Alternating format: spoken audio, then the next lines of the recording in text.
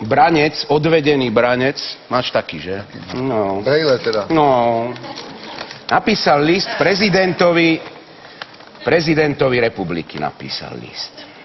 Vysoce vážený pane prezidente, obracím se na vás s prosbou o sproštění povinné vojenské služby vzhledem k obtížné rodinné situaci, ve které se nalézám.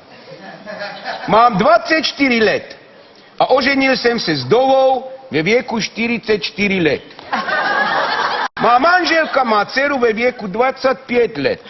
Shodou okolností se stalo, že s touto dcerou mé manželky se oženil můj otec. Čímž se stal mým zetěm, neboť si vzal mou dceru. V této souvislosti je má dcera zároveň i mou macechou. Mé manželce a mně se v lednu narodil syn. Toto dítě je bratrem manželky mého otce, tedy jeho švagrem. Zároveň jakožto bratr mé macechy je i mým strýcem, to znamená, že můj syn je mým strýcem. Manželka mého otce, tedy má dcera, porodila na Velikonoce chlapce, který je zároveň mým bratrem, neboť je synem mého otce a zároveň i vnukem, protože je synem dcery mé manželky.